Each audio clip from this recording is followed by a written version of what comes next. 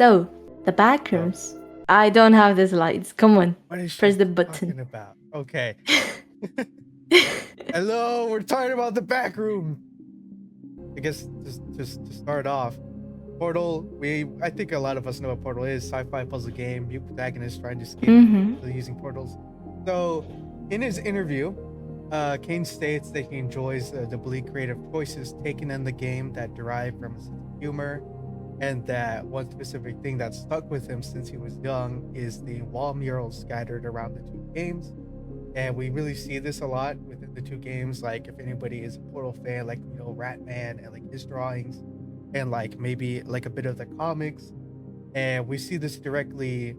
We see this inspiration take form with the wall drawing of Pirate Clark through the movie as Mary discovers it. But we also see a lot of these wall murals happen in the series as well, especially like the first one with like the arrows and then like the eyes in the Mm. window. And he also states that his relationship with the faculty space of Portal is one he frequently thinks about. And also, he stated that he actually has frequent dreams about it and about exploring it with like a flashlight. Really cool to see. But yeah, that's like, it is mostly influenced. Well, that's his biggest Mm-hmm. inspiration is His biggest Portal. influence. Yeah, especially when it comes from like Hmm. the bleakness of it. It also, I want to say, I want to drive a comparison. App Mm-hmm. also has that same bleak humor, and I think that's what he's trying to go for as well. It's just the type of, Oh, like yeah, the sarcasm or the irony from the AI, the robots in the game. yeah, a little bit. That. Yeah, I think that's what he means by humor, like the bleak type of humor. But Mm-hmm. he's taking that humor to a more serious extent, and then Mm-hmm. that's what his inspiration really comes from. Portal series. And so we have Mr. Robot. Mr. Robot is a show about an antisocial computer programmer who at night is a vigilante hacker. I heard it's really good. I haven't seen it though. The actor's really good. In states that he's seen it more than 8 times, and that he watched it for the first Wow. time while around the same time he was making the first found footage video of the series. And he mentions how Mr. Robot is like a healthy and competent synthesis of human circumstances within current day America, and how it informs the internal world of the main character. And so we see this. So it's showing the struggles of the main character of Clark. Yeah. So we can like see this influence from how the character expresses themselves in the movie, of being very internally driven. Again, like therapy, Clark, Mary. You see that, and it's directly influenced by their circumstances and life struggles. And in other terms, as Kane puts it, it's like a big concept ballooning out, but in reality, it's about being about one simple point. And again, we see about the backrooms, it's about struggle and how the main characters deal with it, basically. How to deal with, how the different characters do deal with trauma, no? I mean, both trauma and struggle, because I think Clark is the one giving out the trauma, as we see in the movie. Giving out the trauma? Oh, well, true. Like, when it comes to Clark, he doesn't really have a big trauma aspect, but he does have struggle, especially when it comes to like his failed dreams.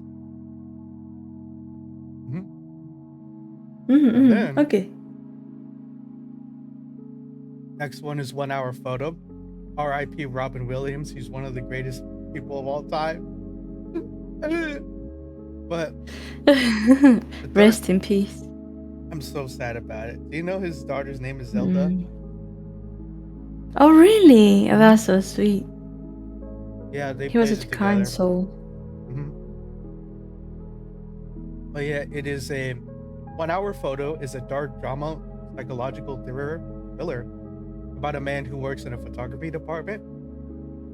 And throughout the movie, we see the organization's colors is extremely well thought and detailed, and directly shares how the main protagonist feels and what the world is shaped like in his perspective. It's extremely, extremely liminal. Super, super liminal. And they use this film as a great example of intentional color theory, and which influenced how the non-backroom shot looked like. We see a lot of blues like in the skies, like again, and we also see like a lot of oranges and blues when he goes to meet Bobby and Kat.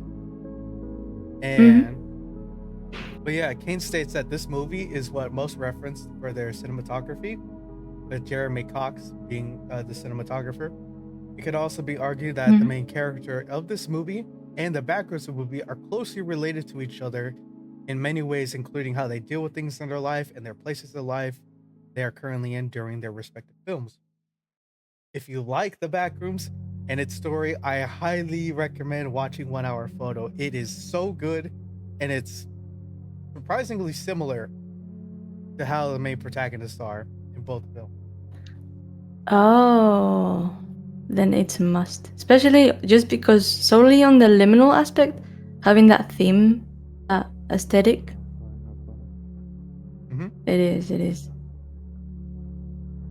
And what about the other one, Punishment Park? Sorry, my bad, guys. I'm finishing up my lunch. So Punishment Park. Punishment Park is a mockumentary, very low budget. Mockumentary. Yeah. It's like a documentary, but like in a cartoonish way. Mockumentaries are derived from the idea like that they're fictional documentaries. They're fake documentaries. I see. Like mock-up game art. I see. Yeah. So like the most famous one, that was like The Office, because it's like it's shot like if it was real, but it's fake. But yeah, it's a mockumentary about a fictional near future where a group of protesters are arrested and they're set into like this survival game where they have to run to a flag. Squid Games? Yeah, it's like Squid Games. It's kind of similar to that, yeah. So if they survive running to a flag, they get their freedom, but they have to survive not being shot down first. And then so this film is most direct influence of this comes from the story structure, I feel like. Because the two films both have a very open-ended ending that leaves the audiences wondering and reflecting on the events of the film. And Kane states that it's very relevant today, especially with the topics that it deals with, like government corruption, and that it's a very truthful piece of art, and that it faithfully represents found footage in a way that is trying to represent reality in a thoughtful and nuanced way. So they did a lot of referencing of this film, of Punishment Park, to basically hone in their style of found footage. It's really cool. It's very of the time, I gotta say. It's a little bit doesn't hold well, but like its main message is like very relevant, especially with how the world is today. But yeah, and let me see. Yep. That's one of the things that do make quite some difference from his YouTube series and the movies, is the found footage format, in which YouTube is mostly just found footage, and in the movie we do have like a couple of scenes like that showing that, but then big majority of the time it's not that first person point of view. It's just getting to see the characters, which is good because you can get to connect with them. Yeah, and definitely I'm gonna talk about that in the next slide that we have a little bit. Sorry. Sorry. And so the last one is Paranoia Agent. So this one is a psychological thriller anime about a strange urban mystery, and guess what? Full circle moment for those who were there. It was also created by the same director who made Perfect Blue, the anime movie. And Paprika. So it's very surely enough is super trippy. Yeah. Very psychedelic. It's so cool. But I like the backgrounds. Very trippy. Backrooms. Oh my god. So Kane states, I think you really hydrate. Oh. Yeah. But for Paranoia Agent, Kane states that it more so influences the oldest view than the Backrooms. And that it faithfully represents found footage in a way that is trying to represent reality in a thoughtful and nuanced way. So but it's still important as the force of the anime and the force of the Backrooms are similar in nature, as they contain a mythical and undefined nature that is influenced from the people within the world, stating that it feels like a part of the world that is kind of invisible but ever moving. Mm-hmm. So it's like, again, it's Silent Hill, Silent Hill. In a way, in this movie, the Backrooms isn't just a location, but more so is like some kind of eldritch horror entity, no? I would say that, yeah, in a way. I do greatly compare it to Silent Hill, just because like both of those locations are alive in some sense in the way that they operate. Because like, again, Silent Hill comes from the world in which a lot of bad stuff happened on it, and because of that, all of the spiritual energy in that place forced this town to become something that is alive. For the Backrooms, it's kind of the opposite, where this thing is alive in nature, but it's not because of external forces. In a way, meaning like it's always existed. It's just that it has always existed. Yeah. But it uses the memories and emotions of people to recreate and modify itself to appeal to the person that entered, no? Right. Or the person that entered. It's like, what's the name of it? Like this physics term of when you observe an object, the behavior of this object changes. Yeah, I've heard about that. So apparently the same does happen with the Backrooms. The moment someone is observing it, it is reflecting back to the observer. Some people say that maybe the Backrooms, even that there's a possibility that the Backrooms is like this pseudo or sort of entity that's digest people very slowly, maybe not physically, but on an emotional level, it does feed off of that. And that's why it does make itself be more appealing through nostalgia to the people that visit the Backrooms. And that's why we did have the main character be like, oh, this is my place. I think I want to stay here. Yeah, kind of like an anglerfish. Yes, exactly. Yeah. It's really cool. Also, Oldest View mentioned. I see you down there. Yeah, it's really cool. I like the Oldest View. I can't wait. He said, honorable mention. This is something I'm remembering from last night, is that Kane Parsons, during an interview, said that he would be down to make an Oldest View movie, but if he did so, it would have to be a very specific story he's telling. And I see. It would be a lot different from the series. Probably the series. I think but it was like hopefully two of the Eldest View. I think it was like 2-3 videos. I think that's it. I don't think there was very much though. Like, it was really Rolling good. Giant, fine. The Rolling Giant, based off I forgot his name, but yeah, the Rolling Giant is based off of a real person. He was a botanist, and the reason why the Rolling Giant exists is because of a raid that actually happens in Texas. And this is like a yearly thing that they do, and artists create these giant statues of like historical figures, and that's where it comes from. Actually, 4 videos. Technically 6. Yeah. That is true. Hello, Mendo. Hello. Just in time. We're just beginning. Talking on the different forces of influence for the movie and the whole series. Hell yeah.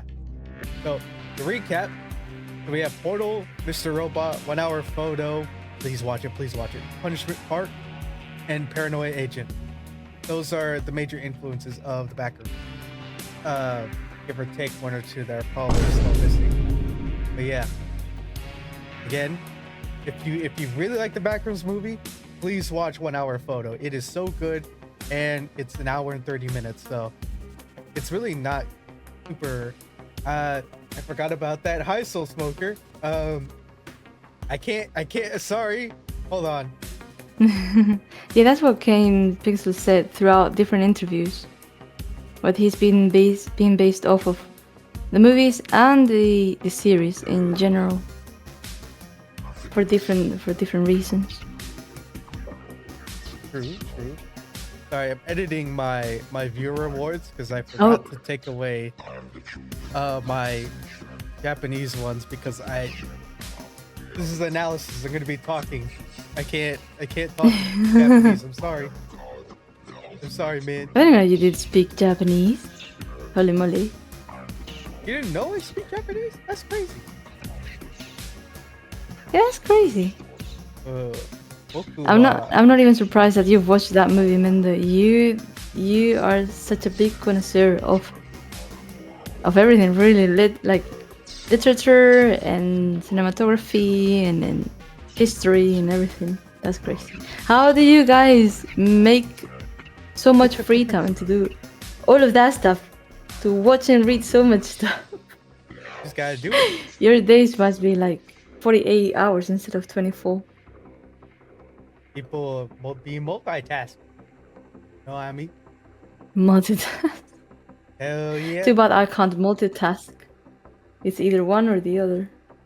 That's how I feel, but I just kind of force my brain into two, and it works. You saw the blender thing that Ken has been doing. It's super cool, isn't it? I'm surprised at like how fast he did take up on Blender and the whole animating thing. Yeah, I learned Blender a week from yesterday, so 8 days. 8 days, and you already did a whole animation in there.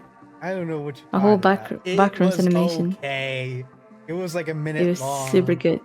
Maybe we'll look at it later, but it was all right.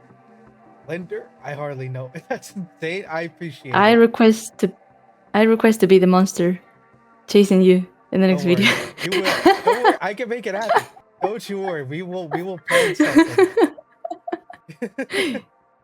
Thanks, man. A very similar story is the book House of Leaves.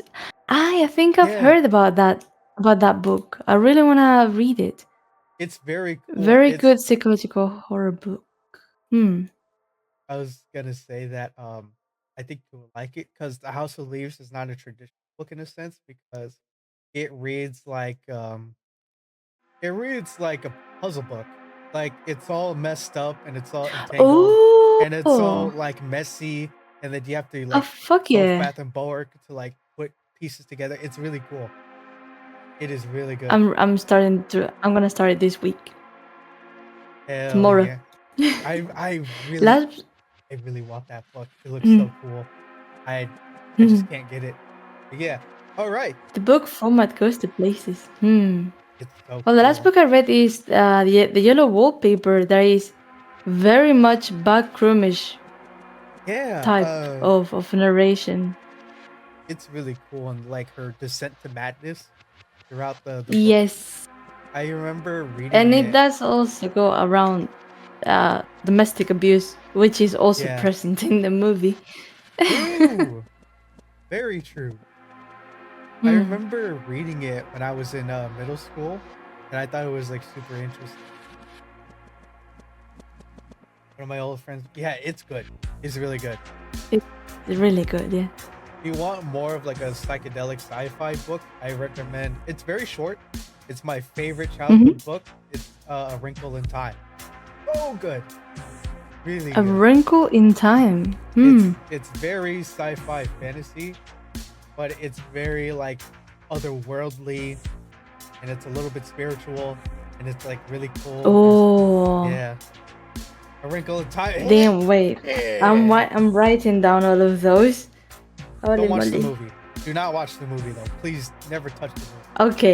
Okay. Movies based off of books rarely are good. It's always better the book. Well, yeah, you're right. Most of the time. But then not we always, get like but... The Shining, which was Shining is controversial in that sense. But like a lot of people say it is better than the book. Why is it controversial?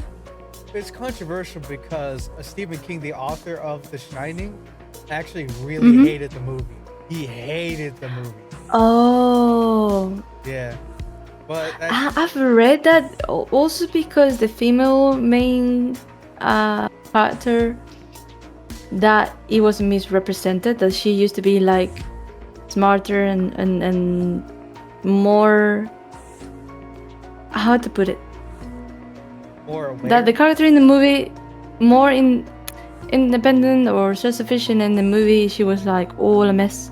She like couldn't handle the situation at all, and it was more like a damsel in distress, where there, as in the book, she was able to handle with shit, if that makes sense. Yeah. Yeah, that makes sense. Yeah, that's like why it's controversial. Because it's like, But it's not exactly the same. Yeah. But that always happens with movies and books. It's hard to put a whole book in just 2 hours of screen time. You can't compress everything in so little time. Speaking of story differences, we're talking about the story now. Oh my god. So, the story. Let's get some pointers, some things to keep in mind as we go through this.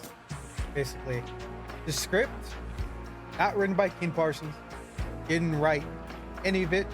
He set the rule book for the world, and he like basically guided the way that the Backrooms worked.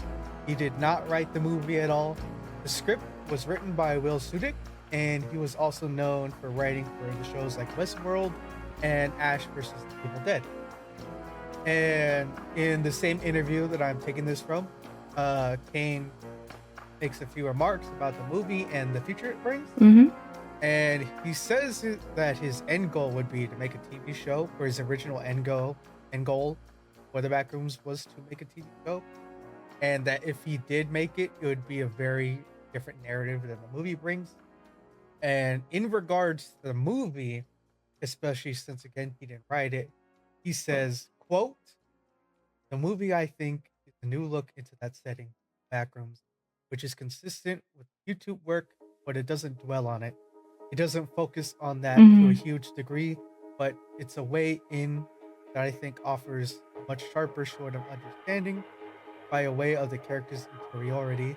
It gives a better understanding of what the Backrooms, not what it is truly, but more what it means to people."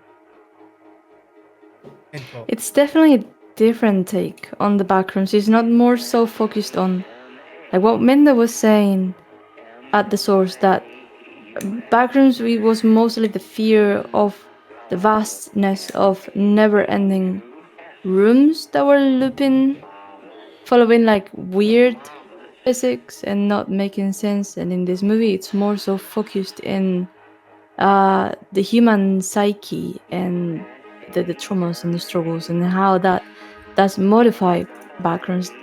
That is not part of the original Backrooms, it being that sort of cosmic horror. Yeah, it definitely It's definitely is different. And I think, again, making the book to movie comparison, that's how it's usually going to be. Kind of. But it's because things do have to change, especially when you get to movie making. That's how I understand that the industry is going to change things, make things not more streamlined. How do we put this in a word? It's that it's just going to change. Everything, especially from the source material, is not going to stay the same. But with the way they did in the movie, they did a pretty good job. They did a good job.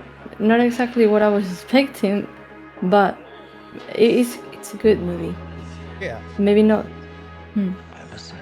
Not exactly as accurate as what is there on the internet, but like its own different version of it. Yeah. Also, I've not read The Jaunt. I don't know that one. Well, I've heard of it. I haven't read it yet, but I heard it's really good.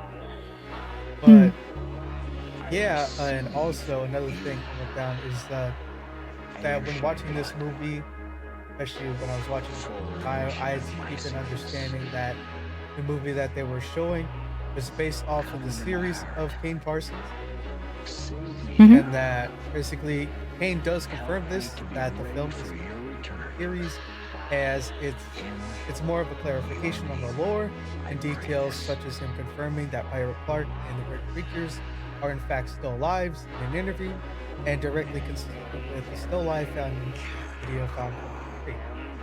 And he also makes a comment about the movie saying that he believes there is a way to make it work only in found footage and only in a cinematic way, but finds that if left to just found footage, the story would become stuck. He also states that for future projects, he does make the show. Example, if he also states that for future projects, if he does make the show he wants to, that the canon of his backroom projects will stay consistent with his original series in the movie. So to conclude with the statements, he aims to complete a logical rulebook bound by his series and his series alone, and preconceived Hmm. lore he created before the movie was out. Continue. I think if only he had been able to do the script for the movie, it would have been 10 times better. I think it would have It been would have been different. even better. Different I think it would have been different. and better. But it just depends in what regard to better is to people. Well, better to me. There you It go. would. I think it would have been better for me. Because, like, of course, it cannot cater to absolutely everyone. Because everyone do have different likings. Also, there's people that have never heard of the background, so you gotta make something that can make sense to everyone. And True. even still, it was hard to understand to the newbies in on this topic, because I think I've told you when I sat down and watched all of the credits just in case if any post credits were rolling, and it just finished. Someone screamed, "Did anyone understand anything at all?" And the rest of the crowd were like, "No." That's so It is. funny. I understand. It's confusing. It's confusing. It definitely. I wonder what my reaction. I wonder, like, if I could go back in time and tell myself to not watch the series before watching the movie.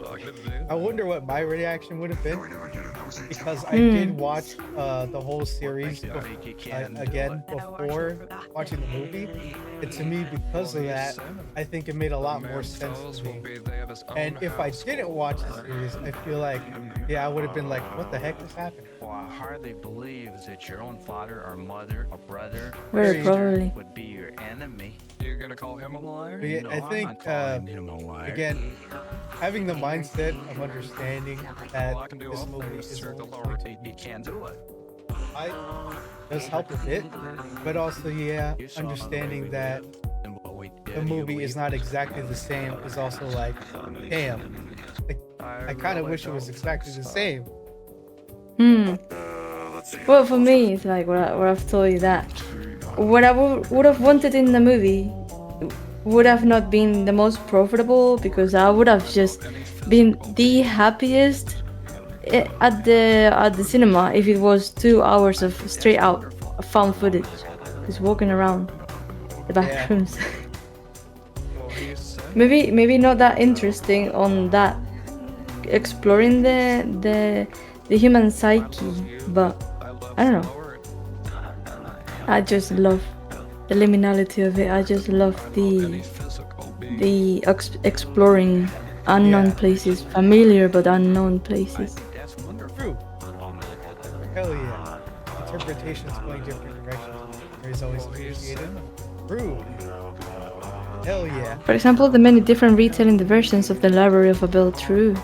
Favorite interpretation is A Short Stay in Hell, another great short story. Aye, that rings a bell. Short story, A Short Stay in Hell. True. Heard about it maybe I once. think that's wonderful. Learn more about it, to be honest. well, he said Oh, a great example of that.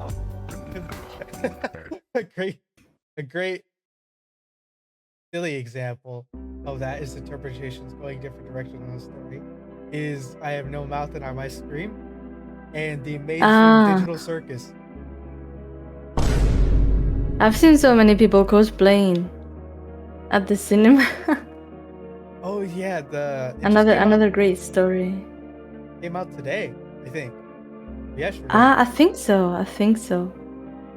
But yeah, following with what Mendo is saying, that definitely is going to be many different versions. There's going to be as many versions as people are in the world, because the thing is, we do all have different filters, different color glasses, depending on the experiences we've had.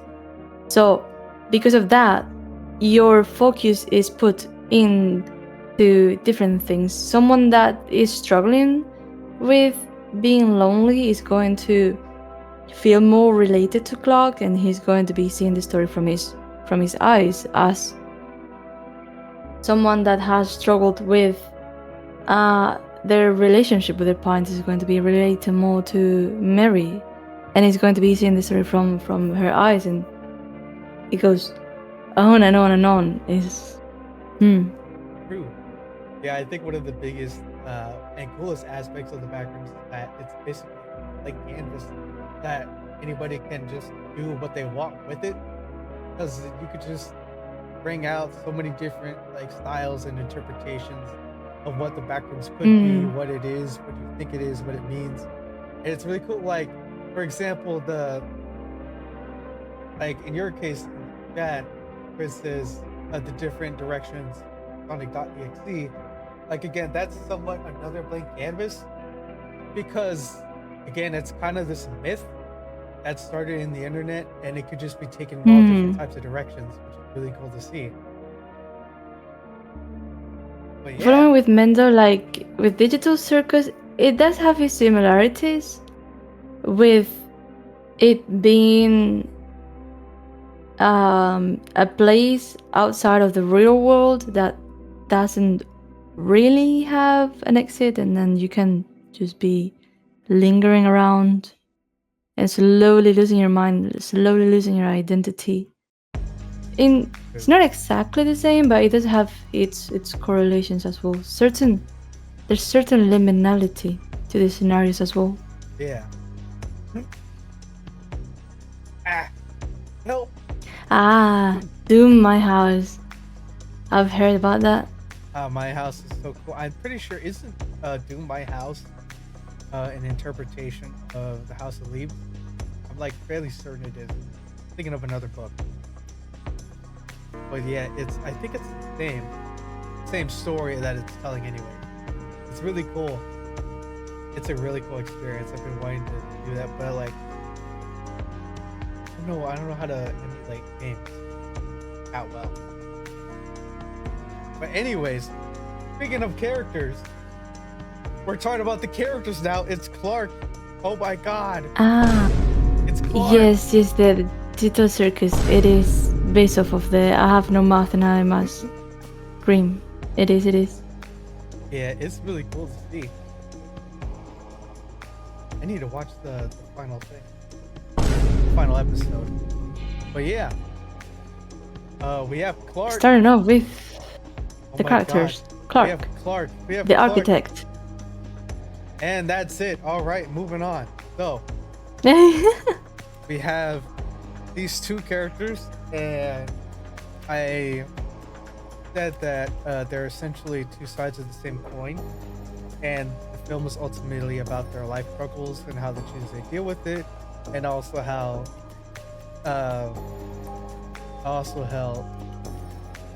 sorry, brain fart, I need more sleep. Nikto, There's like, you said yeah, they're a representation of the Backrooms itself. Yes, there's this duality that they're both representing, that when mixed together is like it represents the Backrooms. Clark, the architect, it is representing the messy architecture in the Backrooms, with his messy life being the architect, and then Mary, which is his psychologist. It is representing the more human aspect of it, the human psyche, the trauma, the memories that do affect and retro feedback the backrooms. So as Kenny is saying, like the two sides of the same coin, both of us Yeah. do. Yeah. Which is also shown throughout the color theory. No, how's it called? Yeah. The Color- color theory. I was just about to talk about that. Yeah. It's. Whoa. Also, the actors, amazing, really good. They're so good, phenomenal. They did a really good job. Look at them! Look at them! Sorry, but they're really cool, and they're very chill people actually in real life. They did a really fantastic job. Yeah, they did. They did capture very nicely They did. the whole essence. Yeah.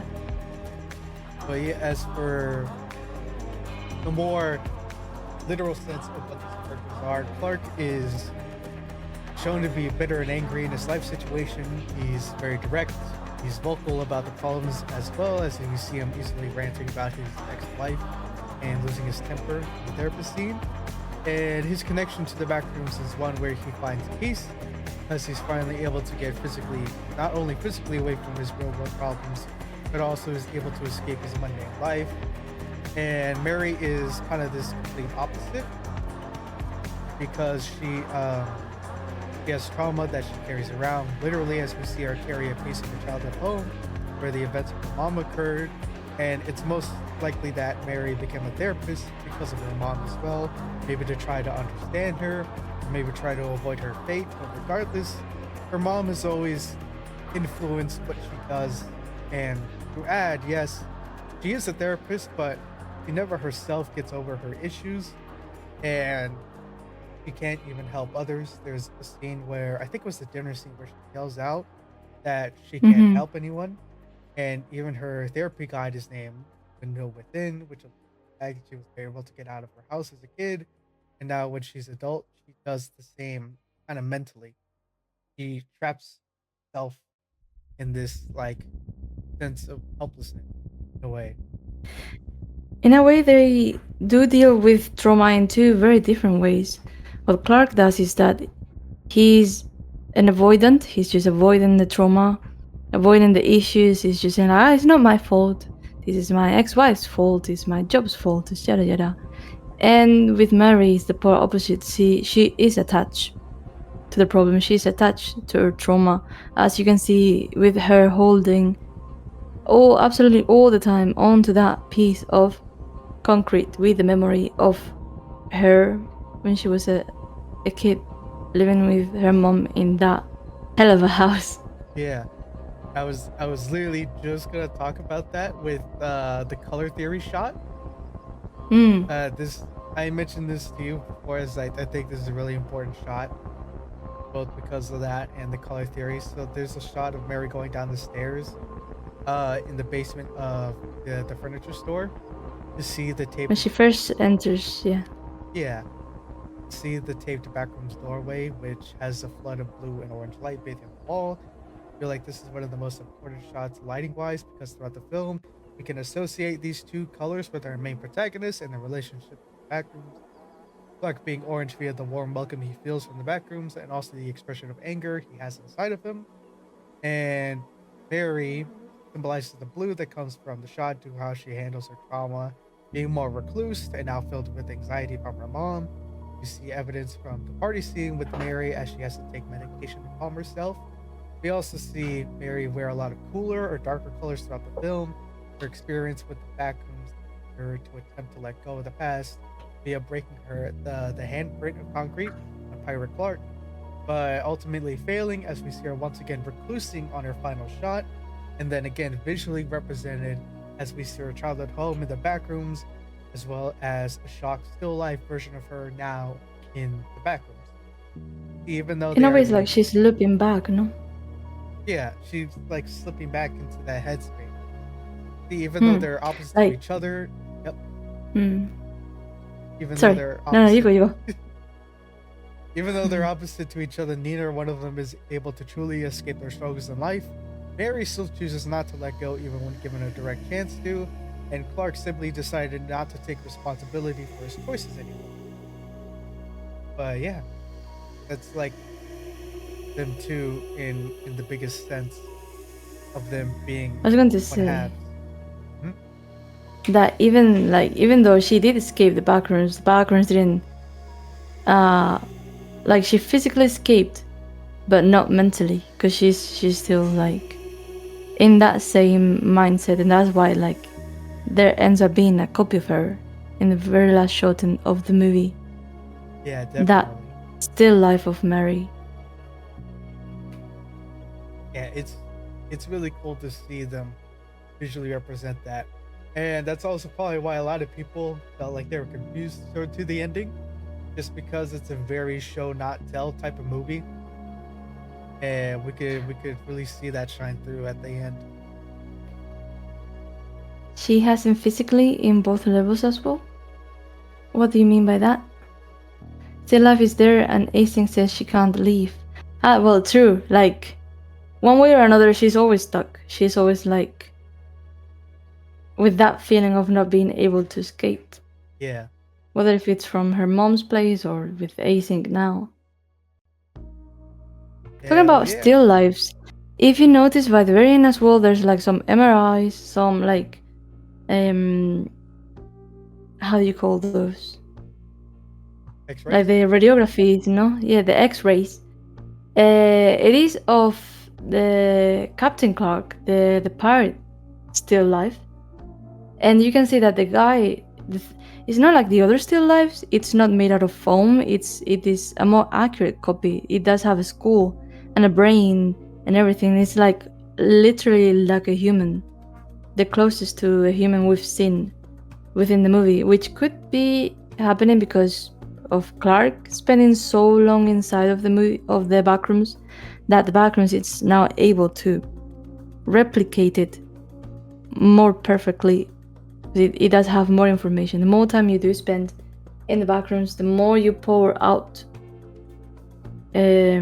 your emotions into it, the better you can understand and replicate.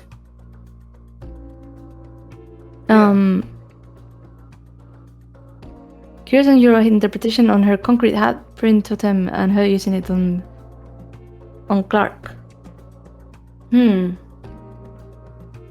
Yeah. So at that point, that's her like,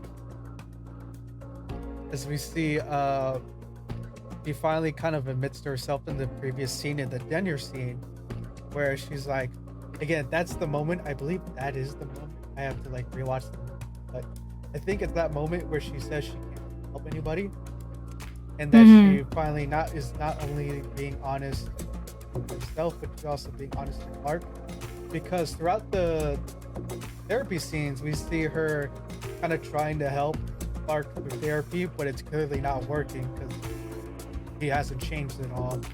So at that moment, it's her kind of like realizing, all right, this is who I am. I gotta change something.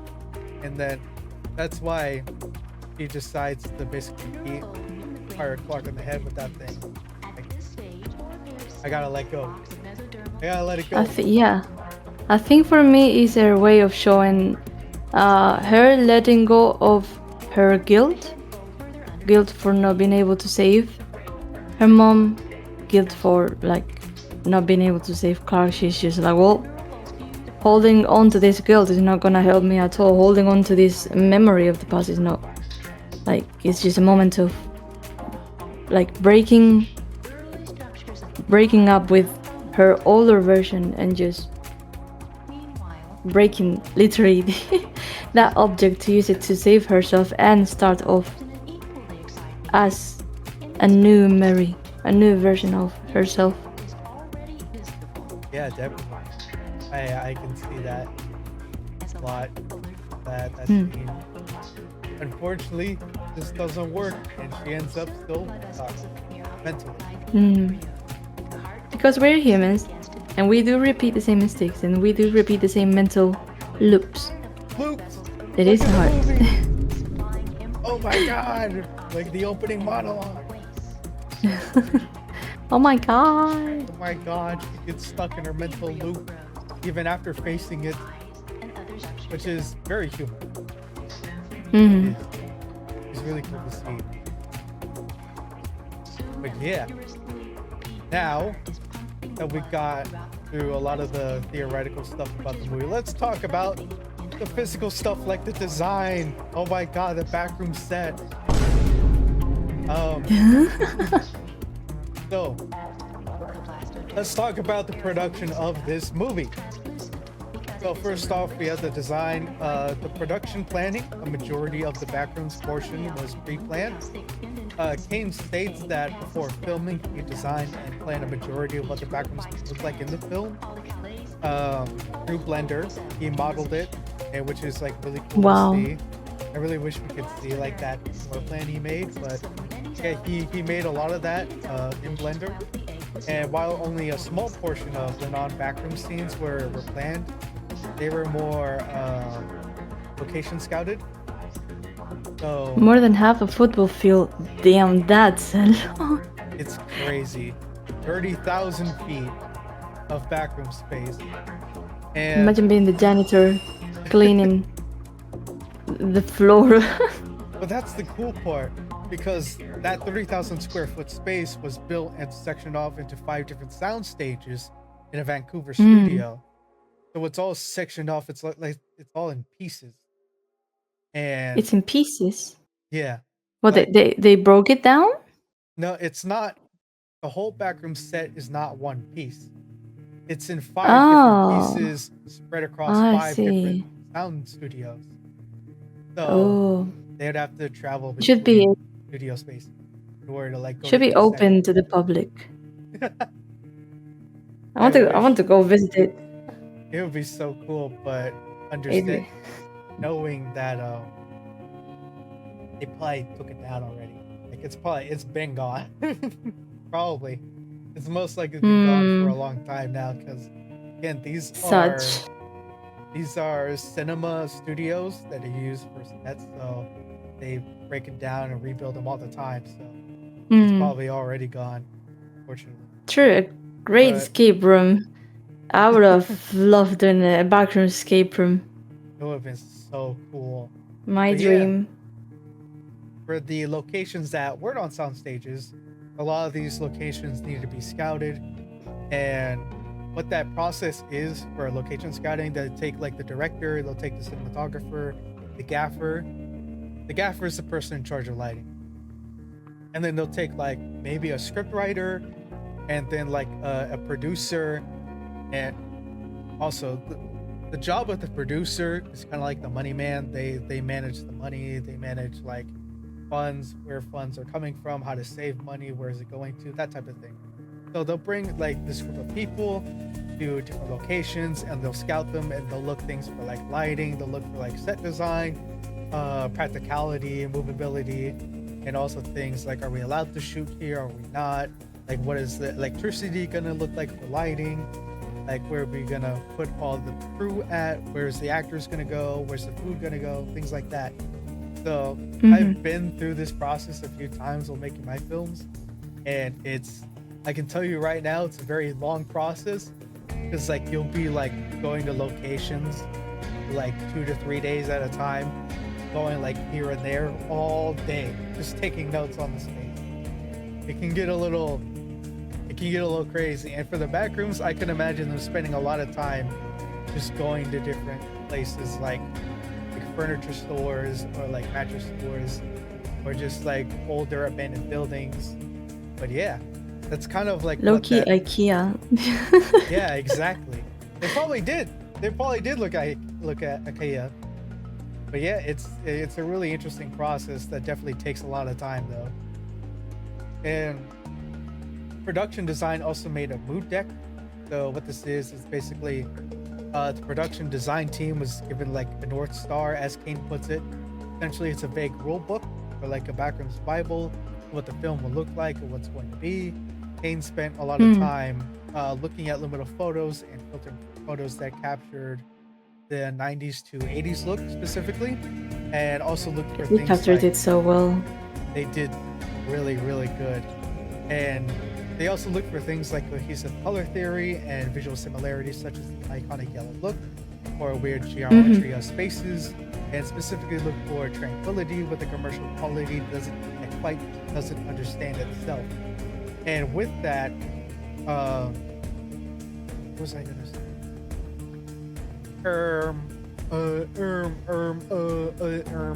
But basically, Oh, you think about it. I'm gonna read Mendo's message with like Clark store being in a real location. It is. If you do call the phone number that it does appear in the movie, it does give you like a noise that indicates that it's like for a fax. So if you call that number through a fax, it does print out like a commercial pamphlet, and it does show you the address for the store, and you can go over there, and it is a real location. It is a real store. yeah, they gave you like a pamphlet, right, or like a page Mm. of the advertisement for the store. Yeah, it's really cool, and I think now it's a trampoline park as it is right now. Like I do absolutely love when the fourth wall is broken and you can actually interact with it. That's really cool. imagine for like if he did end up at Backrooms, like a nice little ARG. That would be. Mm. Now it's an Me, we destroying need more park. Backrooms content. We do. And also, yes, I'm like 80% sure it is the actual location is now an ankle destroying park. Yes, it is. That's right. You can go there yourself if you wanted to. I'm not too sure if it's in California. It might be. But yeah. It's really I think it was. Yeah. Async is also based in the movie. Well, I mean like the real location. The building. Mm. I don't know if it's in California. It might be. Okay. But yeah, so for the mood deck, they really did just look for a lot of relating images, and they looked at a lot of like artists, especially like Blender artists for making liminal spaces, and also that most of these images come from the past like 4 years, just because again, like the Backrooms wasn't created until 2019, which is crazy. Yeah. And that also, fun fact, when editing the Backrooms, their lead editor, Greg Ing, I think that's how you pronounce it. His last name is NG, so I don't know how to pronounce that. Edgy.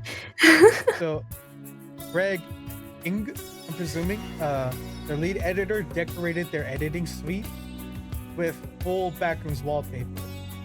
And I want to say that is insane of him, because the usual editing time for a movie is around 3 to 4 months. So this guy was in an office with Backrooms wallpaper for 3 to 4 months straight. Damn. Working like anywhere between 10 to 12 hours a day by himself. I don't know. I'd do that. I've been actually considering when I move out, like use wallpaper, Backrooms wallpaper, and put it in my office. I want to do that too. Describing this film is like describing a dog to someone who's never seen a dog before and then asking them to draw it. It will look familiar, but the devil's in the details. I love that reference. Hell yeah. That's exactly... Literally, a couple of days ago, I tried to explain to my mom what the Backrooms was, and I had to use the dog analogy. There was no other way I could do it. It's a really good metaphor. It's a really good, like, way of describing it. Hell yeah. Alright. Let's get into the nerdy shit now. Even though we already been, but we're getting into the deep end now. So. We're getting nerdier. Bye. Alright, so. Alright. Cinematography. The cameras they used was the Sony Venice 2. It is a very good digital camera. I've used it before. I want to say it's a little bit on the heavier side compared to other cameras, but very good, high quality, and it's not incredibly heavy though. As like I just said, a lot of other cameras can be heavy, but this one was okay-ish. and it's very logical for production of the scale. Uh, Mm-hmm. Movies that have also used this camera are Top Gun Maverick, Avatar 2, Way of the Water, and recent horror films such as Holcomb and Barbarian. And it's very good. I want to say that it's a little thin on the coloring side, meaning like when you have dynamic range of colors, like the range of like the high to low ends of the color and how editable that is, it's more so towards the middle, meaning that it's a little harder to pull colors from whatever you shoot at. Mm. But there are ways to get around that, but it is cool to see. And they did test out a lot of actual camcorders for the Backrooms found footage scenes. They decided not to do that. They used a red Komodo. I've also used this camera. This one is extremely light. Like it's like a tiny box basically. And Mm. the reason why they didn't use camcorders is because of its resolution. For real camcorders would have been very bad since they compress the image due to limited memory. So they decided to use the red Komodo for portability. It also has a visual perfect quality that is better to put Mm. effects on for like VHS. So they decided to go with an actual studio camera, movie studio camera because of that. And if they did use a camcorder, it would have been very hard to edit it off. Basically, that's why. So all the effects are added afterwards. It's not coming from the camera. Because Yeah, I did it's have that doubt. Like, is this coming from the camera or is it added afterwards? yeah, all of it is special effects that are put on afterward. Most Mm. likely, Well, they it used did a lot feel of very animated. accurate. Yeah, he's really good at that. I think in an Mm. interview he was really highly praised for that. But Kane claimed that actually he didn't do enough research. Wish he did more. Mm. Well, I But think this does look very good. I think he did a really good job. Like it looked really good. Mm. And you can't It, even tell at all that it's like an actual professional camera. yeah, not at all. It felt very realistic in the way Yeah. that it was with the distortions and the way it sounded and everything. So, what's the beetle in a box analogy, Hmm? Mendo? Beetle in a box. I'm reading chat. I'm Beetle just in a box, yeah. not envious. And I can nerd out with the cameras I've used before in my past. So for those who don't know, the one in the pink, that's the red Komodo. It's usually like it's very box shaped because it's very compartmentalized. Like you could really like take a lot of pieces apart from it and put it back together. And the yellow one is the Sony Venice 2. And as you can see, the Sony Venice 2 is a bit bulkier. It's more shaped like as a rectangle. As you can see, it's a lot heavier. I think the Sony Venice 2 also comes with heat vents. Like it has fans inside of it. I think most Oh, wow. cameras do, but like Sony Venice it gets hot. I know it gets hot because I've handled one before. And it can get a little heavy once you start putting on lenses and like you see that thing that's in front of it, the square thing in front of the Mhm. lens. It's called a matte box. Yeah.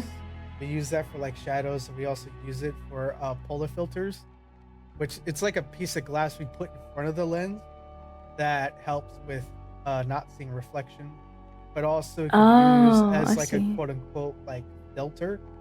So you can like Mhm. do a lot of stuff with like colors. You can pull random shapes out of like Mm, lights. It's really cool, and that's what we use that for. interesting. It's really I could nerd out about camera. Like I graduate next week. Oh my god! But yeah, um, Congratulations. thanks, man. But yeah, for the pink one, the one in the pink, the red Komodo. Some movies that I've used it is The Matrix Resurrection, Mad Max Furiosa, and The Suicide Squad, the newer one, the good one. So yeah, and before creating a lot of the sets, especially the backroom sets, Kane and several members of the crew, most likely the cinematographers, the camera operators, the first ACs, AC meaning assistant camera operators, but they took some of these people from the crew and they did camera tests at a Vancouver Brentwood Mall, which is a mall. It's a huge mall, and I think all of it's abandoned. But they took one of the cameras to an abandoned Sears, so that way they could do some camera tests because it almost matched the yellow tones of the actual backrooms. Really cool to see. I think there are some photos of it, but they're kind of hard to get your hands on. But yeah, it's really cool. And also, speaking of lenses, Mendo, we're gonna get into that. Don't you worry. To get the signature yellow tone from the movie without affecting other colors like skin tones, clothing, Jeremy Cox, the cinematographer, he worked with 50 different yellow colors, like call them color slides. They're like solid pieces of just color, and they did that to find the correct tone they wanted to invoke in the background's feel, but also without decreasing the visual quality of the movie. So like, for example, if we go back to Clark, you see how Yes. this yellow right here, this specific yellow is chosen because it not only leaking works well, into. it works well with the skin tone, it works well with the color that he's chosen with purple. I'll talk about that a little bit later, but yeah, it doesn't like feel like he's bathed in like an alien neon yellow or green. It looks very natural, and that's what they were going for, especially when it's like not found footage. But yeah, and then lenses, they shot in full frame for the Sony Venice 2, and basically this means that the frame of the camera was around the same size as like a physical 35mm piece of film, and they shot on this Supreme Prime lenses with a wide field of view, most likely between 35 and 20mm lenses. Now, for those who don't know what prime lenses are, let me just explain what the two main lenses are used for filmmaking. So, most productions use prime lenses and zoom lenses, and prime lenses are a strict focal length, or also known as field of view, that they can't be changed, and it stays the same size format. And to change the size of the field of view, you have to switch out the lens, because you can't change the size of the lens. Like you can't change the size with a prime lens. So because of this though, because you can't change it, the clarity of the lens will tend to be a bit sharper than zoom lenses are. And zoom lenses are the opposite. There are lenses that let you change the focal length or the field of view without needing to switch lenses. And although they're slightly less clearer than prime lenses, they offer things such as 07. Like, 07. oh no, man, no. What the hell, man? But yeah, so zoom lenses offer things such as changing the size of frame. They can zoom in during the shots that allow you to do techniques like the dolly zoom, and are useful in fast-paced shots like action scenes, driving scenes, and such as things like on-the-go documentaries. As for the 35 to 20mm lens size, it basically just means that these prime lenses are wide and offer a higher depth perception, which are better to visually represent the background. So you can see more, and also you get more depth with it. And fun fact, a lot of the time when they were filming the backrooms, the crew had to hide behind small walls or corners to not be seen during takes. And I definitely understand how that feels. Like imagine the camera person, right? And then imagine like 15 to 20 people right behind them.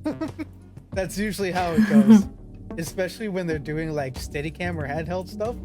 There's usually a giant group of people right behind them that all have different jobs. It's really funny to see them in action. It's like a giant caterpillar, basically. And Oh wow. the reason why they do this A is giant because- caterpillar, you say? A giant Yeah. centipede. We don't talk about that. We don't talk about that. Dicto, I swear to God. Okay, I won't. Dicto, please. But yeah, basically, they have to do that. The reason why a bunch of people have to crowd about right behind the camera person is for a lot of reasons. One could be, especially in my experience being on film sets, a lot of them are either like people can be holding lights, call that Hollywooding, when they hold a light like physically. It could be doing that, or there could be like a sound operator behind them who's holding a boom mic to capture sound, and they can't be seen during shots, so they physically like hold up a boom pole for their mics. And then also people who are ACs or camera assistants. What their job is to do is to basically make sure that everything is in focus in camera. And also cameramen do have spotters. They like usually like the protocol is that a spotter will always grab the waist of a cinematographer and to make sure they just don't fall with like a $30,000 camera. But yeah, Understandably. it's crazy That's the a lot amount of of money. a little some, not that much. It's not that crazy for me anyways. But yeah, that's the nitty gritty of the cinematography. Sorry about that long yapping.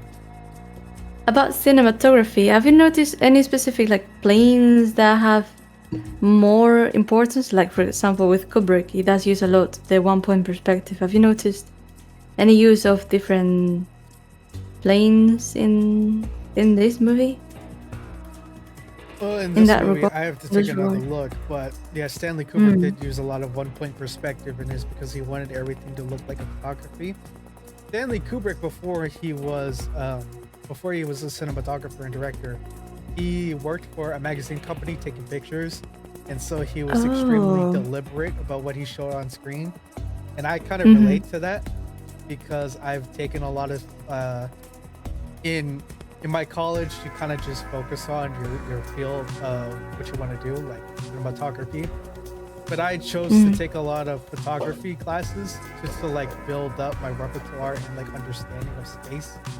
And it was a really good idea because now I can do a whole bunch of different things. For example, the backrooms overlay on my stream. Oh my gosh, look at that. But yeah, when it comes to the backrooms, I definitely see a lot of space. I think that's like the biggest thing that they want you to see is that usually when it comes to movies, you tend to mainly bring the focus on the characters, but the bigger focus, especially in a lot of camera scenes, are just the space. And we see the space as a character because you can see what the space is doing in real time. Like for example, when Clark is on the bed in the furniture store and all the lights start flickering, the camera doesn't just show his face of like what's going on. It shows everything around him. It shows the whole space changing and moving with the lights. But yeah, that's just one example of like what the movie does. I've definitely noticed that they do choose very well how to, well, not so much as choose, but they do quote unquote like manipulate you into making you look exactly where they want you to look, either with the lighting or having the main character being in a specific part of the screen surrounded by all of the yellow light. It's taking your eyes, moving them where they want you to be looking at. That is really, really nicely done. Yeah, they did a really good job of that, and it's just really funny you say that because that's what I've been learning past 4 years, and that's what they drill into your head. It's like, make sure you manipulate the audience to see this. To make them look where you want them to look.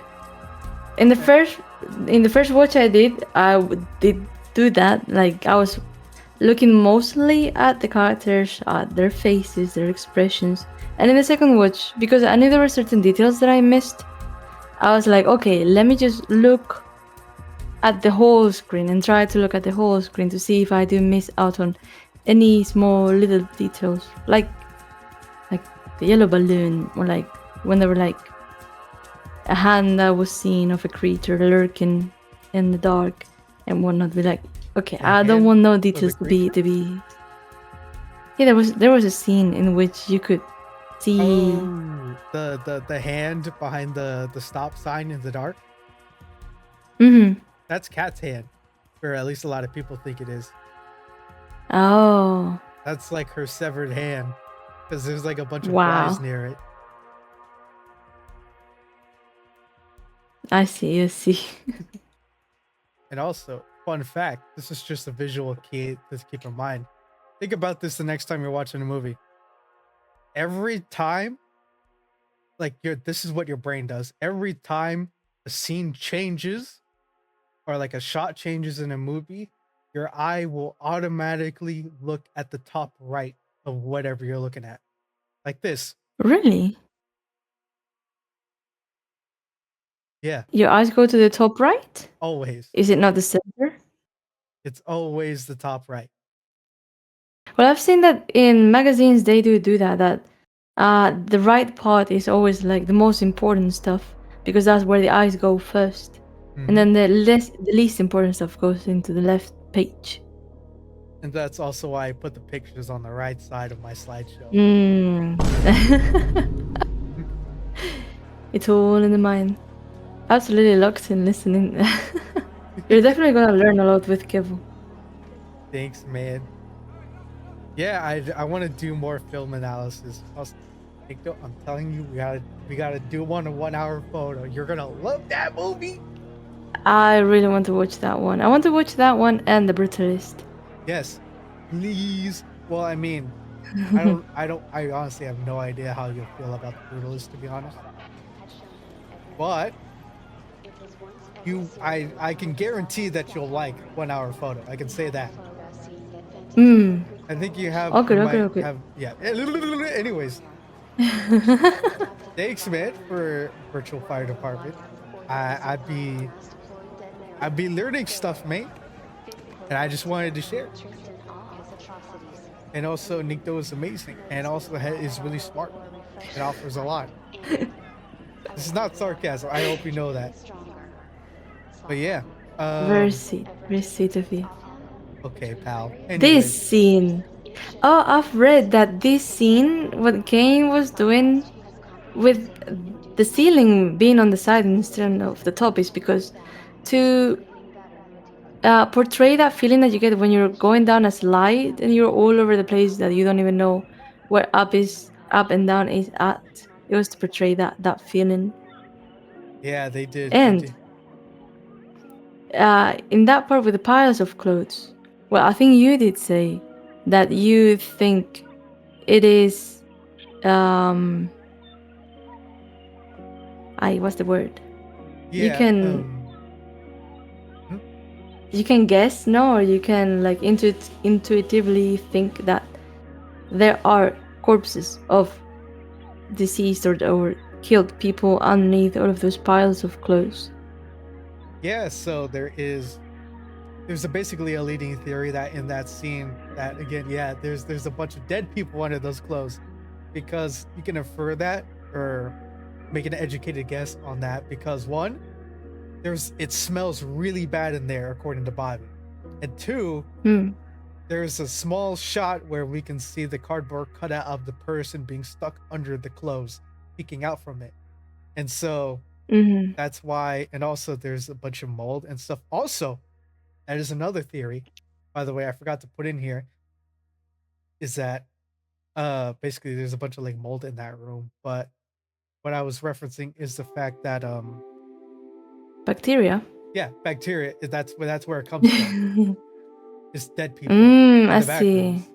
And that's where like the quote unquote entity life form comes from. And that they'll probably show a lot more of that in the upcoming projects that Kane has. But yeah, I would really love to see. Also, hell yeah. Now that you mentioned Bobby in that one scene, because it took me the second watch to realize what is it that happened, that he was like, oh, what the fuck? And he picks up a t-shirt on the pile. It was the t-shirt that you first see him when he's recording Clark doing the advertisement in his pirate costume. Yep, wearing the same shirt. Also, the shirt Does the hazmat guy from the start is dead in that room? Oh, is he? Oh, I've not noticed that. Oh yeah, the hazmat suit is on the floor in that room. Oh, yeah. Then definitely the pirate still life has been storing them in there. Yeah, he killed him right there. He's on a very specific diet, the carnivore diet. Yummer.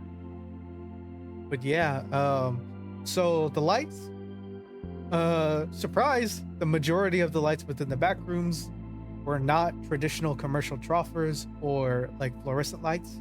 They didn't use any of those. What they did use is Titan tubes. I've worked with them before. There are also a version called Helios tubes that are smaller, but Titan tubes are basically a lightweight portable light source akin to like a customizable LED that looks like a fluorescent light tube. It can be placed anywhere. It's battery powered. The case itself is the charger, and that's what makes it so like portable. It's really cool. I've used them all the time. They're so cool to work with. Yeah, and they could be color customized. Looks very sci-fi. Yeah, that's where a lot of nightclub scenes use them. They use a lot of those types of lights during movies, and they can be customized to any color, and they can be coordinated with each other via. They work with an app basically, and yeah, it's really cool to see. And then also, as we see here, the night for day shot, basically that term you might hear in like the filmmaking world, night for day, day for night. That means like they're shooting at night to look like it's day, basically, or vice versa. How does that work? Well, like we see, for example, right here in the A24 Backrooms filming photo, that they shot that at night and they used those balloon lights because they use specifically those because the balloons diffuse the lights equally spread out like the sun would. So that's so that it was not a sharp light. Yeah. So that way they can get it very even, and because of that, it looks like day. And I think that's a really good testament to like their filmmaking skills, because I think they did that and they didn't build the set, one, because it was just going to be too big, and two, it was just more practical, because what they did in the actual film, as we've seen, is that they cut the bottom floors of the houses. Sorry, they cut the top floors of the houses and only left the bottom floor of the houses, and to make it look like that weird neighborhood. And then they 3D modeled the walls around it to make it look like it was in the back room. Yeah, I see. I've seen that. Apparently, also they did go into a real neighborhood, and what they did is use the blue screen or the green screen to use it to put like the background's wallpaper. And is that one shot in which there's the when Mary is tied to the chair and she escapes that house and she's into the liminal looking neighborhood inside of the backrooms. That is a real neighborhood. They just did put the. What I mean. Yeah, like that is crazy, because it didn't look. I thought that it must have been like CGI or done inside of the, like with the rest of the set. It is instead of a location, but no. Technically, because again, they 3D modeled the room around the neighborhood to look like the back room, and it's just composited in there. And then also again with the actors, that's why they had the blue screen, so that way they can composite and rotoscope the actors, so that way it looks like they're in the background. I see. It's really cool. And also, fun fact, the production of the Backrooms took an estimated 90% of all the Titan tubes within Vancouver, the city, Wow. as the 30,000 square foot area that they use for the Backrooms was lit almost entirely with just those Titan tubes. There was hundreds of those tubes being used at the same time, which is really cool to see. But yeah, That's a lot of light. it is. It is. And my God, I understand what it's like to set up those lights. So I only could have known it took like a good month or two. It's crazy. Wow. But yeah, so recap for Clark for his color theory is that Clark wears purple when he first enters the Backrooms. This is something to take note of, as not only is it a complementary color to the airy yellow of the Backrooms, but also we see this a lot of the time in film that purple can mean death or death being nearby. As we see in the film, this is true, as not only was Pirate Clark already nearby, which causes Clark's death, but it can be argued that once Clark entered the Backrooms, he was ultimately doomed for death, as we see him becoming obsessed and losing his sanity through the back. Quite quickly. He did lose his sanity quite quickly. In theory, yeah. But again, we had more information. We could actually figure out how long he was in there for. I mean, you can see the letters and the pamphlets on by the door of the store, but still, it didn't feel like it was that the long. Way it was edited. To go ballistic like that. Yeah, it was again, it was strangely edited, or they just didn't have enough scenes to play throughout to give context to the time, which like that's somewhat of a gripe of mine. But yeah. All right, and now, right, the Backrooms behavior. Now. So, Backrooms series Backrooms. This is more of a comparison between the series and the movie. Again, with the series Backrooms was stagnant and it was more akin to science fiction, with noticeable remarks and similarities to how the still life still act the same way as in the series. Basically, Kane did confirm that oh sorry, my music got really loud for some reason. All right.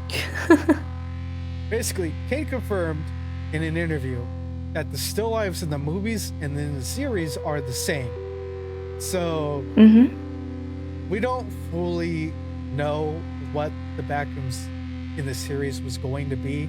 If it was going to be 100% like the movie, it wasn't going to be like it.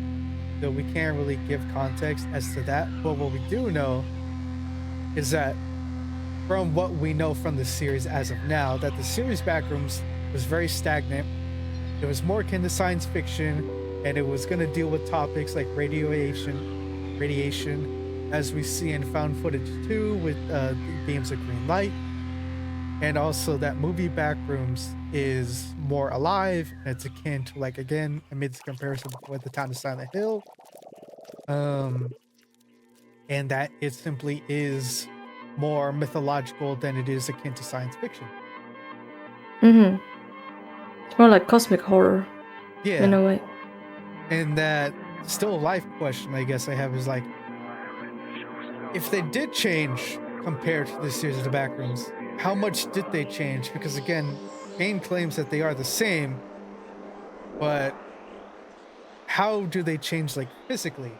Because we see in the movie they're more than one type of still life, because you see the big guy with a bunch of eyes, and we see him, that's still life. He has no blood, no organs. But then in Pirate Clark, we see that he bleeds. Welcome, take a seat, grab some popcorn. Hey man, what's going on? But yeah, it's just, it begs the question, what's causing the still lives to change? In my head, as far as I understand it, I have a little theory where it's like the more distorted a person is and the more it is remembered and misremembered, the less Mm. likely it is to be accurate to what a human is, and that's why there's no organs. And that's why I Like the more think, cycles, the more loops it has gone through. yeah, and that's why I Mm. think Pirate Clark's is a very, very recent still life, because even to like the way he's designed, he only has two eyes, and is like he still has somewhat has human proportions compared to Mm-hmm. like again like the big guy in the chair or like the person in the wheelchair or Clark's wife. So it's Mm-hmm. just like I wonder how that process is. Like that's my theory, anyways. It could be either that is a more recent copy, or that because Clark has been spending so long in the backgrounds does have way much more information on how he does look like. So in a way that makes it to the backgrounds easier to replicate it more accurately. That's why, as you see in the X-rays, Pirate Clark has a skull and bones and even a brain. So it's either because it's a more recent copy or because Clark has been more exposed to the backgrounds. Yeah, I think You know, like a painter, you do have more time to look at what you're painting. The better it's going to look, the more accurate it's going to look, because you're not just relying on memory. You're actively seeing it. yeah, I think that is definitely true. Like and yeah, in that final scene, I'm literally gonna talk about that Made of Metal. Literally, I have a theory about that too, that the still life is changing again and again, and that Really, I didn't notice that. Mary's still life is changing again and again. How? oh sorry, my bad. Talking about Mary still alive. I'm not entirely sure. Again, I just wish I had more information. 'Cause I do remember her like sitting down, very still, with her splitted, deformed face. Because it went through layers, right? I guess so. Yeah, and I think it did. I think she's been through way more cycles than Clark has, because in one of my theories, let's just go to that, actually. So, one of my theories is that, or theories in general, is that Mary has been exposed to the backrooms much, much earlier than Clark did. Because it is a theory that Mary's mom has seen the backrooms before, and it's entirely possible that Mary, at some point when she was young, could have been in the backrooms as well. And basically, we see this because of her very weird reactions to the outdoors. We see the color palettes being very similar to the backrooms itself with the walls. Mm. And then we also see the fact that her house is in the back rooms, very detailed. Like it's not like Yeah, like what Ink said. We do see her house like going down different layers yeah, but over and over and over. it's the thing that we see. We see her house much more detailed than like per se. But that's the thing also, because she was in the back rooms, it could have replicated it more accurately too. That's also another thing. Yeah, and also the inferred like scene earlier where Mary's childhood home was going through layers. That's also like another point that could have been saying that Mary has been in there before, and that's why her And probably, yeah. No, you I go. was just gonna say that's why her still life was so much more similar to like Clark's life, like the guy in the wheelchair, and not like similar to Pirate Clark, to where it's like big, it bleeds, and it's more somewhat accurate to a human. Because like Pirate Clark, I think he only had like right here in the slide we can see he has 5 fingers, so he's still very proportionate to what an actual person is. So that's like, I guess, a theory. But yeah, I also think that we see Pirate Clark change in real time with the delay. As we see in the movie, the way he behaves, he's first starts out as very aggressive. Well, first, he's sneaky. Because I think, and I infer that when Clark first gets into the backrooms, and after he finds out there's somebody with them, he starts being sneaky. And then later on, we see when he brings Bobby and Cat into the backrooms that the still life is acting a lot more sneaky and doesn't want to be seen. And that later on, we see that he becomes more aggressive to either like he finally realizes he doesn't have to be a good person, or maybe he was just being abusive towards the still lives, who knows. But kind of the biggest point is probably the fact that in the scene when Pirate Clark is in the backroom version of the furniture store, he kind of stops. First of all, he stops like running. He's like walking now. And then also, he never really touches Mary at all physically. Even when he's on top of her, he doesn't really put a hand on her at all. He's not attacking her, no. Yeah, exactly. Even when he's getting his head smashed. Exactly. And that, and also when the still life Clark is reaching out, he sounds like he's in pain. But yeah, that's kind of like the reasons why I think he's changing in real time. But yeah. And also, and also another thing I just thought about just now. Pirate Clark dies. How in the world did he die if even after he got his head smashed by Mary, he just gets up right away? He gets up right away and keeps reaching out. But he's not really dead, no? But he was tied up in the async facility to get himself scanned. But that's the thing, he made no noise. He didn't move at all. He's not struggling. I mean, if a still life was tied up, you would think it would be struggling. Because he was drugged. Or put in an induced coma. I think he's just dead. I think that's just think so? And also, reason why, again, he's not moving at all. He's not making any noise. And he's not making any type of movement at all when we see him on the table. And I think this might be because, again, he's mimicking Clark. And he's dead now. Oh, and because he's dead. Yeah. He did. And again, that injury to his head was nearly not enough to actually kill him. Because we see he's fine afterwards, so that's my reasoning. But yeah. Reading chat. So for some reason my brain is made up a memory. I just watched the scene I remembered and it was completely different. What do you mean by that? Definitely you're reminding me of like the main theory of the backrooms, no? In which is like same as the human brain works, that the more you remember a memory, the more you're like little by little slowly distorting it, and it ends up being something very different from what really happened.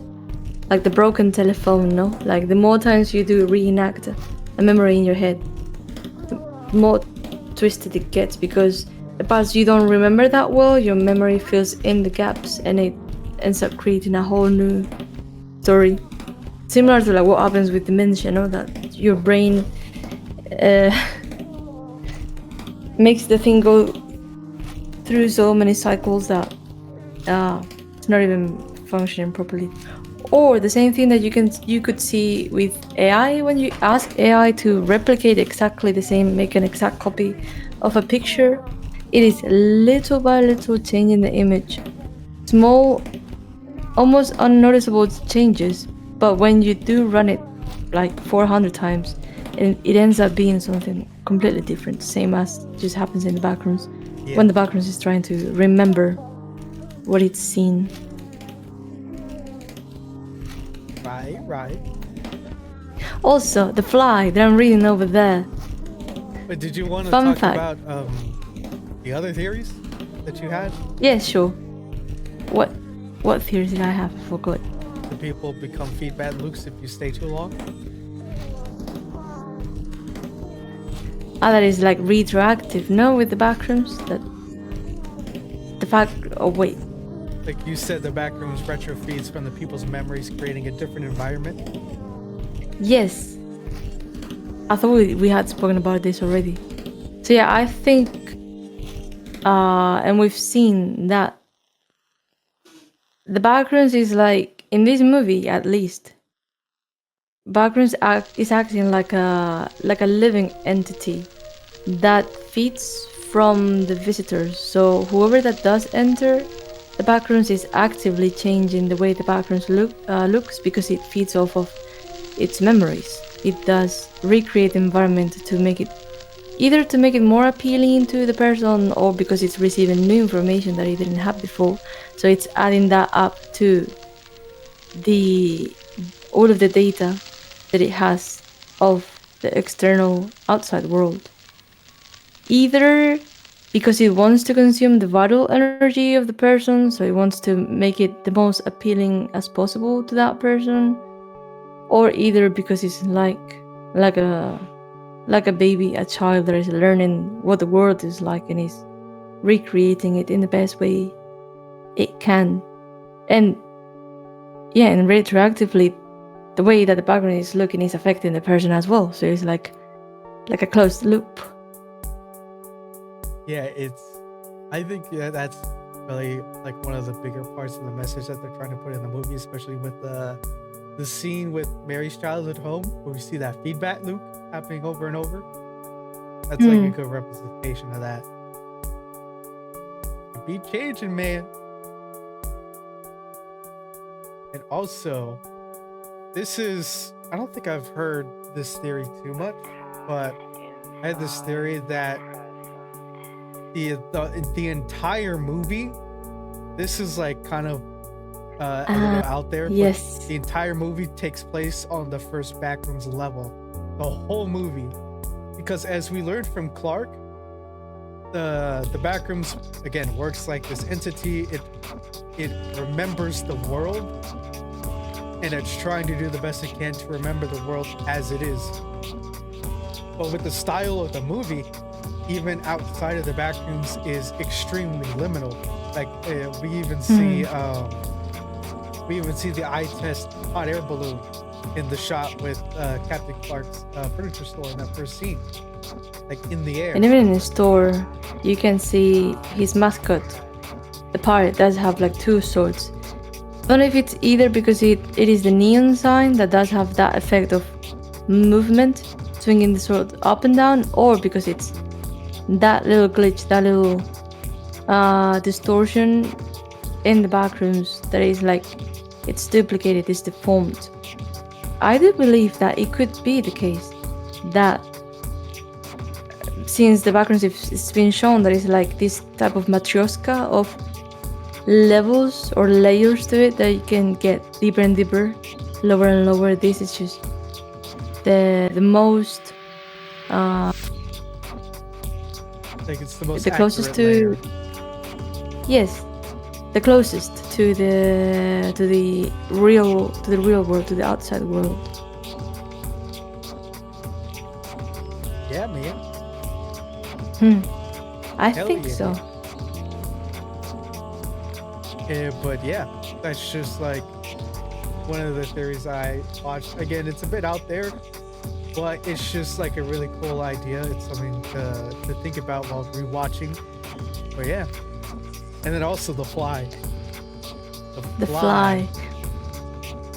Well, before the fly, I want to say like it's not just a theory, but it's something that it's told and not told. Well, it's shown but not told that Clark, as good as it looked, because like at first I was like, oh, he's a good guy. He's just not.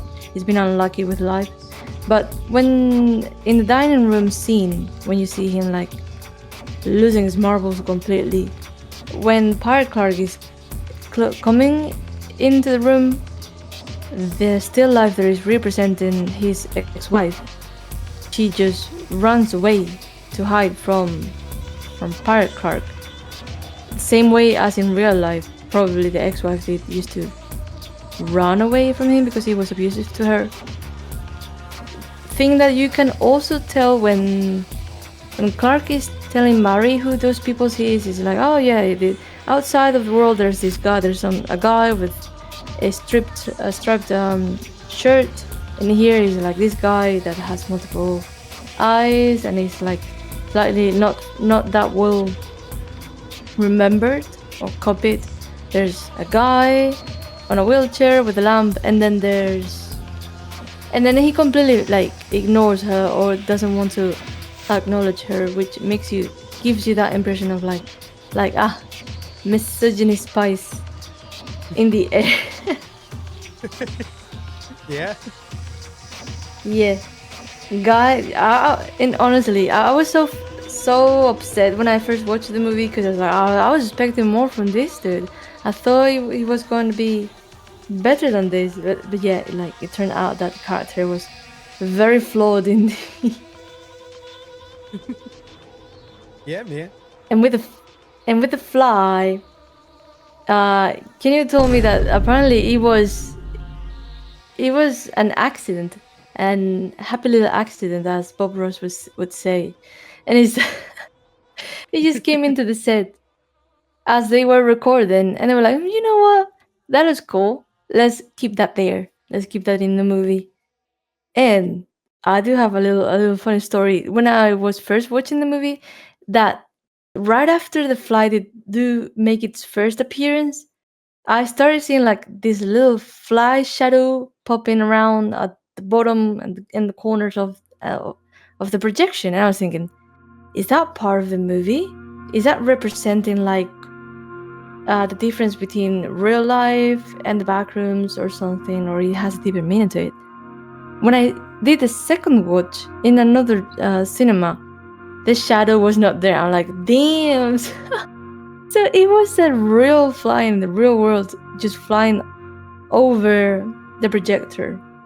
Because the timing was wild. It did look like it did belong in there. It's so funny. Yeah. Damn. Being gaslighted, even by the world, even by the universe. What did I do? What did I do to deserve this? The fly wasn't credited in the credits. Damn. Should have. But Very yeah, well deserved. Definitely. The actress for Mary is the one who said in the interview that the fly was an accident, and that again it just kind of wandered on set and it kind of just was there all day, and then they got the shot of it going through the quote unquote wall. But yeah, that's where like we gotta use it in the movie, and then they used it later when the fly landed on her shoulder, which is really cool to see. And I also think it's a really cool motif that they accidentally created, because we also see why the fly went in later, because we see Kat's dead hand on the floor surrounded by flies. Yeah. But yeah, it's really cool, man. Very, very cool. And then guess what? I find it a little funny that him and his Still Life were just out and about together. They were besties until the Still Life was like, we're bad people, but it's okay, and we don't have to change. Okay, fuck it, we're bold. I'm gonna eat you. I'm gonna eat you. But then it changed That's again. really crazy. But then it changed again because he was following up the different moods of Clark, as you said. I think that theory is quite valid, quite accurate with what we could see in the movie. Yeah, we need more content. We need it. We need more content. We do. Yeah, literally managed to change the script a little bit. True. Like a good page at least. But yeah, guess what? That's it, man. No. There it is. Let me see. Is there anything else we missed? I'm gonna go through the Discord because there were quite a lot of theories over there. Ooh. Hold on. While you do that, I'm gonna go to the restroom. Okay. Don't die. I'm gonna read what Mendo has been writing. Well, I'm gonna read everything that is in here. Reading ink right now. Backrooms movie theory. That scene of the therapist's childhood home being remembered and transformed into the room she was brought to by Clark made me think the Backrooms is so eerie and recognizable because it's all remembered or watered down places we've been to and such. Definitely, I think that was the main plot or the main story in the Backrooms. Well, it's okay, because you only missed out on the more technical portion of the movie, like the cameras and the cinematography and the color theory and the influences on the movie, but not so much talking about theories. Welcome back. And then reading what Mendo said is, I feel the symbolism can be a bit on the nose, but I really appreciate that the movies attempted to be more of a study of human experience than just a cliche creature chase horror flick.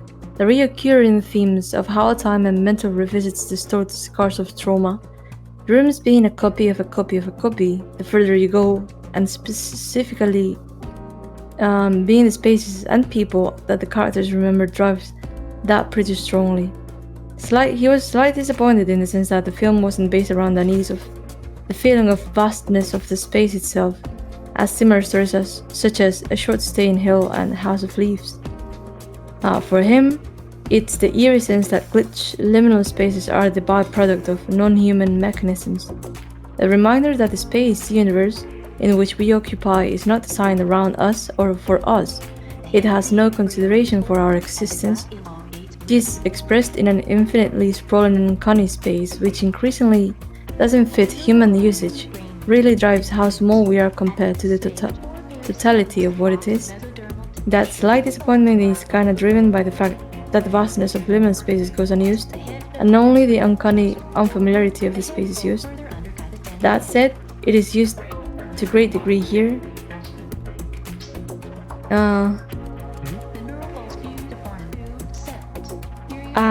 Okay, because the text is very long. I was thinking like, should I read the whole of it, just a portion? Maybe Something I do really agree with him is that he said that he didn't like schizophrenia being portrayed the way it was in the movie, of like the mother being abusive and being dangerous and just having to be put in a hospital, in a mental hospital, because it's damaging the image or is perpetuating the cliche, not the cliche, it has a different word.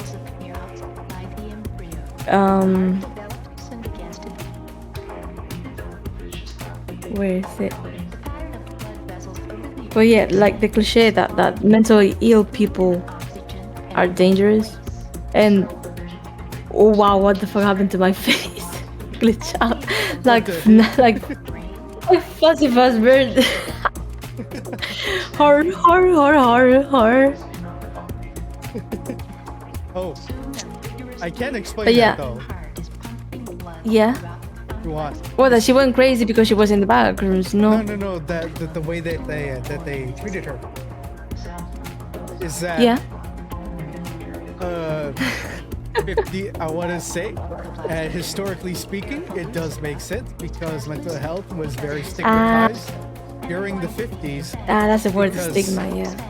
Because that's where it would have taken place, like around the 50s and 60s, because Mary was a little girl and the movie takes place in the early 90s. So this Yeah, would the have been movie like, is based on the 1990. Yeah, so that would have been like 30 years before that. like probably 90, 60, 70, 20 years. Because or 20 years. Yeah.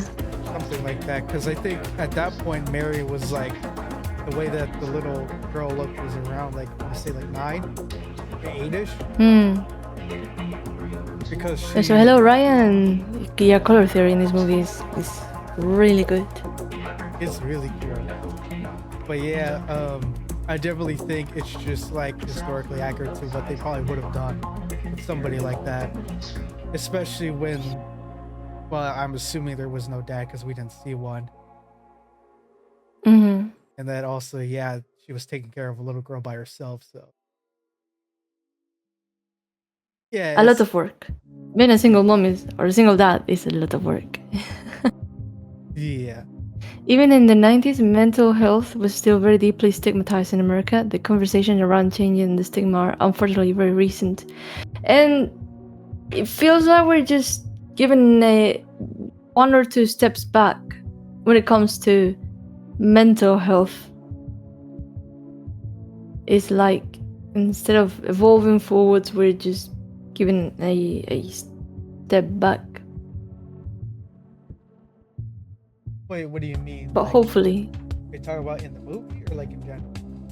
no, in real life, in general, I Yeah. do feel like in a way, from on one side, mental health is being spoken more about and is trying to be more normalized, but at the same time, I feel like it's also on the other side being more prosecuted is the word. It's like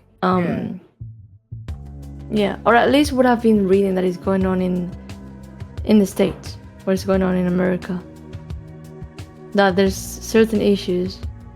I think we're getting better at it. We still got a lot of way to go. Definitely. Yeah, there's still a long way to go. Yeah, man. The backrooms. The backgrounds. Hell yeah. That's just a theory. A film. Nah, I can't do it. Thank you guys for yeah, that's really cool. I did really enjoy a lot getting to discuss about all of these.